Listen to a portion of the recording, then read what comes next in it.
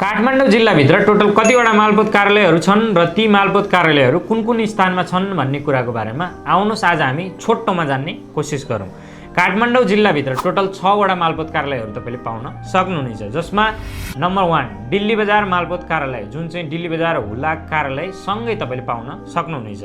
Number 2 मा कलङ्की मालपोत कार्यालय, कलङ्की मालपोत कार्यालय चाहिँ फ्लाइओभरबाट कलङ्की फ्लाइओभरबाट खसी बजार जाँदै गर्दा राइट ह्यान्ड साइडमा कोरिडोर छेउमा पाउन सक्नुहुनेछ। नम्बर 3 मा मनमैजू मालपोत कार्यालय, जुन चाहिँ तपाईँले लोकतान्त्रिक चोकबाट थोरै अगाडि मनमैजू मालपोत पाउन सक्नुहुनेछ। नम्बर 4 मा टोखा मालपोत कार्यालय, टोखा मालपोत कार्यालय चाहिँ तपाईँले टोखा झोरको चाहिँ जुन ग्राउन्ड छ ग्राउन्डमै पाउन सक्नुहुनेछ। नम्बर 5 मा चाबेल मालपोत कार्यालय, चाबेल मालपोत कार्यालय चाहिँ तपाईँले ओम हस्पिटलको थोरै पछाडिपट्टि साइडमा कोरिडोरबाट हल्का भित्रपट्टि साइडमा चाहिँ तपाईँले पाउन सक्नुहुनेछ।